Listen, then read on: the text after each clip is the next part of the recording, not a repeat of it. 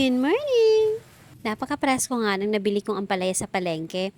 Dahon nga pala to na ampalaya. Siyempre, hihimayin ko na. Ito naman ay isasahog ko ngayon. O ilalahok ko ngayon sa napaka-healthy dish na ihahain ko sa hapag para sa aking pamilya, para sa aking mga itlugan. So, ito nga, iisa-isahin ko siyang ihihimay-himay para makikita ko kung merong mga dumi dun sa bawat dahon. Pagkatapos ko naman tong himayin, isaka ko naman siya huhugasan para maayos ang pagkakahugas mamaya ay matanggal talaga kung meron may insektong nakadikit. Nga pala, pagkatapos ko siyang hugasan ng 3 beses, binabad ko muna siya sandali sa tubig. Yung talagang nakalubog siya at habang binababad ko nga, ay naghiwa na muna ako ng iba pang ricados, ng iba pang sahog. So ito nga yung mga simpleng panggisa, bawang, sibuyas, kamatis at luya. Pinahiwa ko na nga yan sa isa naming itlugan dito sa bahay kaya hinayos ko na lang para makapaggisa na. So nagpainit lang ako ng kawali tapos naglagay ng mantika. Nung mainit na yung mantika, saka naman ako mag-umpisang maggisa. So ayon sa nakasanayan, inuuna kong igisa yung bawang, isusunod ang luya, sibuyas, tapos kamatis. At mekos-mekos lang hanggang sa mag-translucent sila lahat at maging mabangong-mabango na talaga yung tipong nangangamoy na yung buong bahay. May hinimay na nga rin pala akong tinapa dito, yan inalagay ko na pagkatapos ay tinimplahan ko naman ng salt and pepper. Tinakpan ko lang sandali para manuot naman yung aroma ng aking mga ginisa kaninang spices tapos naglagay na rin ako ng patis para maging malasa na itong tinapa. Pagkatapos nga ng ilang minuto ay nilagay ko na rin yung munggo na aking pinakuluan kanina. Pressure cooker ko yan kaya malambot naman talaga. Ngayon igigisa ko na yung munggo rito para maging malasa na rin. Yung munggo pala ay binabad ko na to sa tubig gabi pa lang kaya overnight na siya nakababad. Tapos kinabukasan ay pressure cooker ko siya, pinakulang ko lang siya ng 10 minutes. Tapos ayan na, malambot na talaga. Gusto ko kasi sa munggo kapag nagmumunggo ako yung tipong nadudurog na siya dahil gusto ko yung malapot-lapot yung sabaw ng munggo. So ayun, naglagay lang ako ng tubig para sa kanyang sabaw. Tapos nung maluto na nga ay nilagay ko na rin itong ampalaya kasi medyo matigas siya. So kailangan lutong-luto para makakain din ang aking mga itlugan.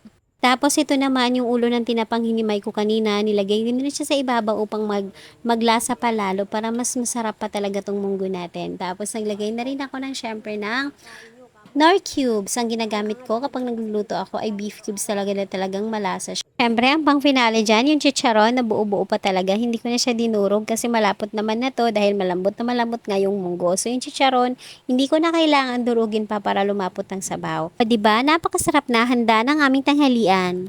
Tamang-tama nga rin na dating nito aking mga itlugan kaya nakasabay namin silang mag-lunch. Pagkatapos namin mag-lunch ay ngayon ay magagawa naman kami ng sabong panghugas ng pinggan at syempre panglinis ng aircon. Babae, hindi babae. Siya pa nahiya.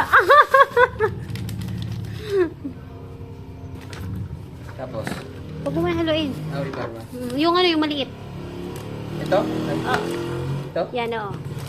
Ay, mamaya na yata yan kasi pampabula yan eh. Ano? Ito. Maliit lang na butas.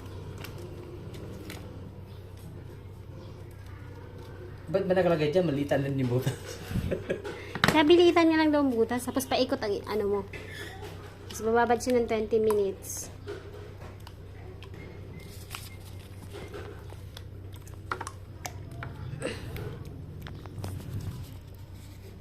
Seryoso yan, oh. Galing na ng Basa Eco Shipyard yan. Negosyo tayo sa bunan eh.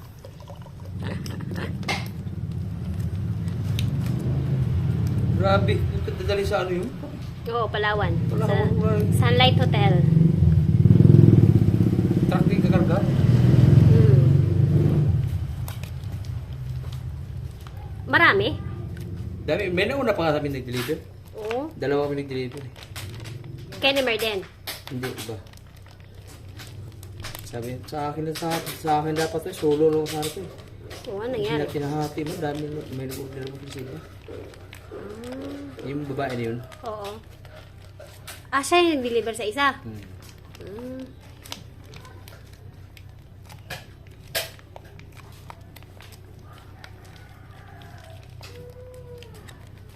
Nahirapan mo na ako ni Boss, oy. Bakit? Hindi yun. Yan ba, yung pula na yan. Ganyan, bang.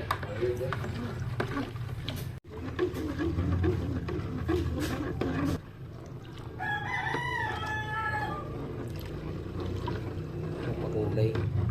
Strawberry.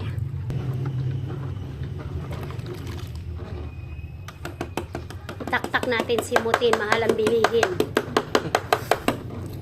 Asin. Thickener. Iodized salt. Ito? Just.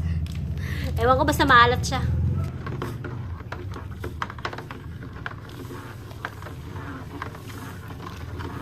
Kailangan daw mabagal ang halo kasi yan malapot na siya. Ito pa palapot pa.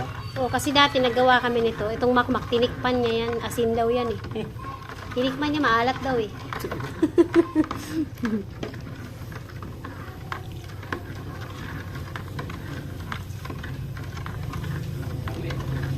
Wala na nabinta yata yun. Yan, ano na oh. Lapot na. Ayan, ang lapot. Ang ganda naman tingnan. Parang strawberry ice cream. Binita, Diyos, mabisa Jojo. Iniwala yung magilan. Gandang tingnan oh. Balik na po sa Jojo. Kaya po si shooting dito, pinayabang kami dito eh. Dalawang stress, kanya daw yun eh. Ayan, para na siyang walang laman. Para na siyang puro timba. Nakulay Kakulay. sa akin. Kakulay yung timba. Asa na yung mga hayop ng Manila, Zuzot? Nandito lang iba gagi. Nandito na sa bahay. Labas! Isa, nandun sa akin, lamoy. Nagbubunot ng ipin. Yung isa nandito naghahalo ng sabon. Isa gumagalaw-galaw, gumagalaw-galaw eh. Ano yan, yan? Sa ipin mo kasi matatanggal eh. Sabi ko, Kuya, ano ba nangyari sa'yo? Bakit gumagalaw yung labi mo mag-isa? Sabi niya, hindi, yung ngipin ko, inuuga-uga ko. Grabe na yung trip mo ngayon ah, yung ngipin. Ipin to ipin lang, ikaw ang nakikidlat. Yung isa na saan? Nandun, nag-change oil. Eh yun talaga hinahanap to so eh. Kaso nagdidrive pa eh. Malungkot to, yung babata pag di makita daw yun. Oo, talaga lang ah. Yun yung pinakaayos ng goril niya eh. Yung isa nandun, nag-iisang aircon. Hindi talaga yung tunay. Yung bunso niyo, nag-iisang aircon. Hindi, si Jomo. Ay, joke. Si Epep, yun yung nanay nyung lahat eh. Ay, urong-gata ron yun. Parang gumanon. Father. So, pagkatapos nga namin paghalo-haluin lahat, at ayan, nagkulay-pula na siya lahat, parang kakulay na niya yung timbang pinaghaluan. Ibababad lang namin yan ng 24 hours. So, after 24 hours, tadang! Sobra talagang natitipid namin dito dahil nagagamit na nga namin siya pang hugas ng pinggan, ay nagagamit na rin namin siya pang linis ng aircon. Pagdating nga ng hapon ay mag-iisip na naman ako ng ihahain sa hapag para sa hapunan ng aking mga itlugan. Kaya ito, sabi ni Papa B, gusto niyang kumain ng fried chicken. Kaya ayan, ipagluluto ko naman sila. So, here's my version. Panoorin niyo po. Chicken nga, isang buo yung binili ko sa palengke. Tapos pinakat ko lang siya ng pang tinola cut para hindi masyadong malalaki. Dahil gusto ko mabilis lang maluto. Syempre, para makatipid sa gas. Chos. Pagkatapos hinuhugasan ko yan pa isa-isa, tapos tinatanggal ko yung parang malapot. Tapos isi-strain ko naman para matanggal lahat ng tubig. Pagkatapos ima-marinate ko naman yan sa egg, flour, salt and pepper. Tapos hahaluin ko lang siya, ma-marinate ko lang siya ng mga 15 to 30 minutes. Tapos saka ko naman siya ipa-fry. Sabi nga nila, pampadagdag daw ng crispiness, tsaka nagpapa-crispy daw yung cornstarch. So naglalagay din ako niyan. Why not, diba? Try natin. Tapos ayun, ipa-fry ko lang siya ng by batch. Hindi ko masyadong dinadamihan para hindi naman crowded yung aking kawali. Nga pala, this time, nag-request sila ng gravy, kaya gagawa na rin ako ng gravy. Nag-melt lang ako ng butter dahil may natira pa naman ako sa ref. Tapos naglagay na rin ako nitong Knorr cube. At nung matunaw na yung Knorr cubes, naglagay na rin ako ng all-purpose flour.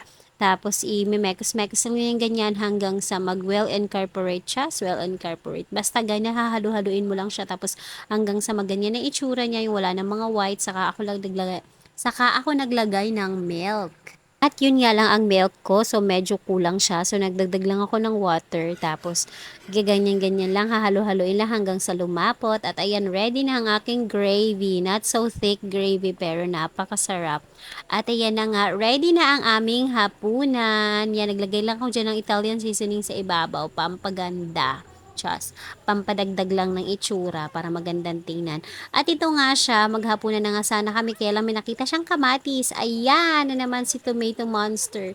Ang sarap ng kain niya ng kamatis, talagang na-miss niya. Hanggang ngayon nga ay napakahilig niya pa rin sa kamatis at gustong gusto niya talaga ang kamatis. Alam ko namang healthy to pero syempre lahat ng sobra naman ay nakakasama kaya medyo iniiwas ko rin siya. Salamat sa panonood. Bukas ulit!